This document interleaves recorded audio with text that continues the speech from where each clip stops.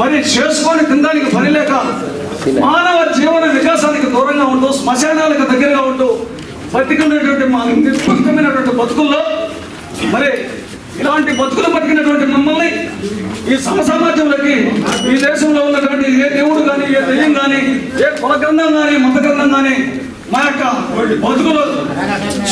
బతుకుల్లో ఈ సమసమాజంలోకి తీసుకురాలేదు.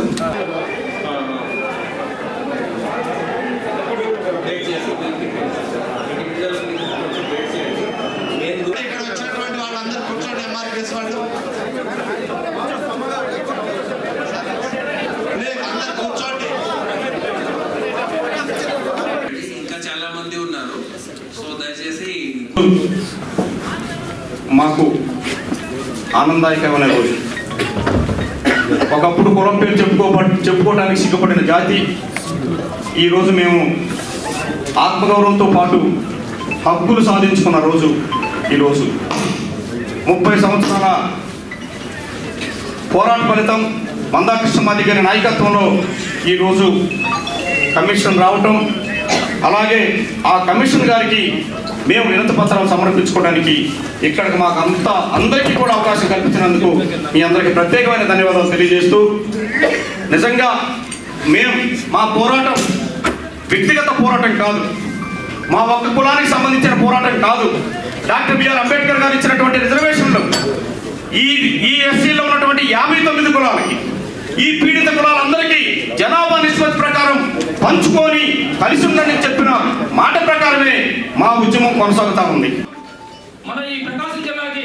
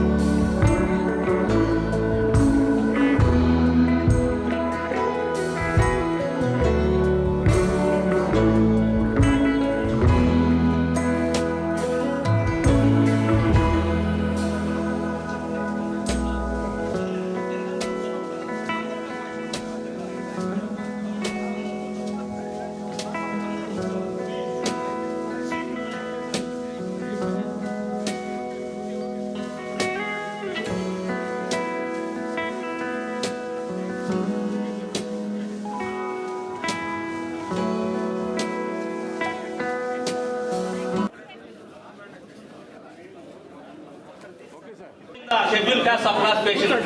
Why we are opposing, sir? It is the Supreme Court verdict is intentionally, influentially given verdict, sir. And again, this commission appointed by state government, it is also a politically motivated appointment. appointment, sir. We strongly opposing, sir. Next, on 1 August 24, Supreme Court verdict, they says that SC/ST subclassification should be done based on the empirical data. What is empirical data? That is caste census and socio-economic status. That is the SCCC. Now, recently, caste census. So, earlier government, YCP government, 9/1/2024, they conducted caste census. Now, you are doing social audit. Now, this social audit, everything is false, sir. Everything is, I will tell you in Telugu, SC Mala Hindu, Christian ga padindi. Again, Mala ఓసీగా పడింది, వాళ్ళ qualification లేదు. Everything is flaws sir. This caste census data absolutely invalid sir. భారతదేశము ప్రపంచవ్యాప్తంగా ఈ రోజు ప్రతి పిల్లలు government ఉద్యోగాలు రావాలనుకుంటారు సార్. ఎందుకంటే because of huge salary they are offering. But అయితే వాళ్ళు they drop out because of enhancing fee raises sir. ఫీజులు పెంచితే చదువు మధ్యలో ఆగిపోయినాడు. ఐఐటీలో సీటు కొట్టేసి చదువు మానేస్తారు సార్. ఈ రోజుల్లో ఈ టెక్నాలజీలో ఉన్న దేశంలో ఈ రోజుల్లో 2500 మంది data sir. This is right information act ద్వారా వచ్చిన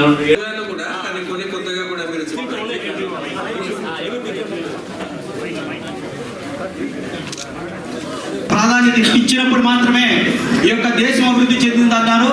అటువంటి అంబేద్కర్ కలలు కన్నారా?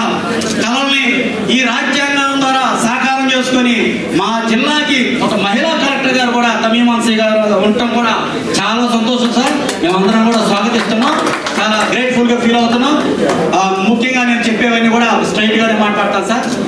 ఫస్ట్ వచ్చేసి మన ఈ రాష్ట్ర ప్రభుత్వాలు కానీ కేంద్ర ప్రభుత్వాలు భావిస్తున్నటువంటి ఎస్సీ వర్గీకరణ జరగాలి.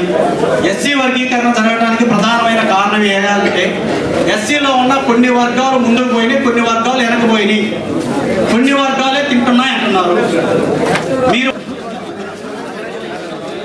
Okay sir.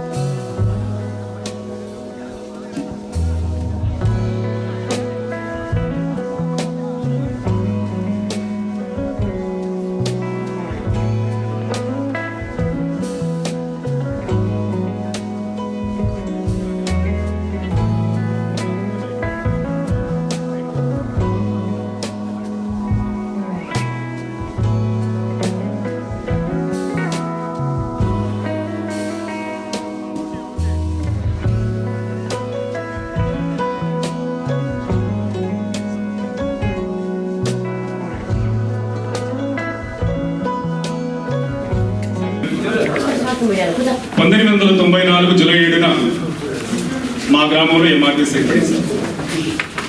ఏర్పడడానికి గల కారణం 1965 సంవత్సరంలో లోకూర్ కమిషన్ ఏర్పాటు చేస్తారు సార్ గవర్నమెంట్. ఆ లోకూర్ కమిషన్ రాష్ట్ర వ్యాప్త పర్యటన జరిగిన తర్వాత 59 కులాల్లో ఏ కులాలు రిజర్వేషన్ ఫలాలు అనుభవించింది, ఏ కులాలు అనుభవించలేదని చెప్పి సర్వే చేసి దానిలో జనాభా దామాష ప్రకారం ఉమ్మడి ఆంధ్రప్రదేశ్లో మాదిగలు అధికంగా ఉన్నారు. మాదిగలకి చెందాల్సినటువంటి రవాటా రాలేదు. కేవలం 1-2 కులాలు మాత్రం అనుభవించింది. అందులో ప్రధానంగా మాలలు అనుభవించారని చెప్పని లోకూర్ కమిషన్ ఆనాడు చెప్పి ఆ కులాల నుంచి ఎస్సీ జాబితా నుంచి ఆ ఎస్సీలలో ఎక్కువ రిజర్వేషన్ ఫలాలు అనుభవించినటువంటి కులాలను తొలగించండి అని చెప్పి కూడా 1965లో కమిషన్ సిఫార్సు చేసింది. అది చేసిన తర్వాత అప్పుడు సదాలక్ష్మమ్మ గారు, గౌరవనీయులు సదాలక్ష్మమ్మ గారు, మాజీ మంత్రివర్యులు సదాలక్ష్మమ్మ గారు ఆదిజాంబ రద్దతి ఫెడరేషన్ పేరు మీద ఎస్సీల వర్గీకరణ జరగాలని చెప్పని ఆమె తన గొంతుని 1967 సంవత్సరం నుంచి వినిపిస్తా ఉంది సార్. ఆ క్రమంలోనే 1994 మార్చి 5వ తారీఖున హైదరాబాద్ నిజాం కాలేజ్ గ్రౌండ్ లో సదాలక్ష్మమ్మ గారు ఒక మీటింగ్ పెడతారు సార్. ఆ మీటింగ్ లో 1990 జనాభా లెక్కల ప్రకారం ఎస్సీల జనాభా ఎంతమంది ఉన్నారు, అందులో మాలలు ఎంత, మాదిగలు ఎంత, ఎస్సీల ఎమ్మెల్యేల సంఖ్య ఎంత ఉన్నారు, మీ ఎంపీల సంఖ్య ఎంత ఉన్నారని చెప్పి లెక్కలు తీస్తారు సార్. ఆ లెక్కల్లో 6 ఉండబడింది 1,15,00,000 మంది ఎస్సీలు ఉమ్మడి జనాభా ఉంటారు సార్. అందులో 70 లక్షల మంది మాదిగలు గాను, 40 లక్షల మంది మాలలు గాను, 5 లక్షల మంది ఉపకులాలు గాను కనబడుతుంది మాలలు ఉంటారు సార్. అంటే 70 లక్షల మంది ఉండబడిన మాదిగల ఎమ్మెల్యేలు 9 మంది, 40 లక్షల మంది ఉండబడిన ఎమ్మెల్యేల సంఖ్య 30 మంది. ఇట్లా అన్ని చూసుకున్నప్పటికీ కూడా విద్యా, ఉద్యోగ, రాజకీయ, సంక్షేమ రంగాల్లో అవకాశాలు మొత్తం ఎస్సీలు ఉమ్మడి పేరు మీద ఉండడంతో ఒక సామాజిక వర్గమానికి పోతున్నాయి అని చెప్పని ఆమె ఒక కరపత్రం తోటి వస్తుంది సార్. కానీ ఆ వేదిక తర్వాత అది రాజకీయ సభగా మారడం కొంత డిస్టర్బెన్స్ అయిన తర్వాత ఆమె ఇచ్చినటువంటి స్ఫూర్తితోటి 1994 జూలై 7న ఇదే జిల్లా సార్, ప్రకాశం జిల్లాలో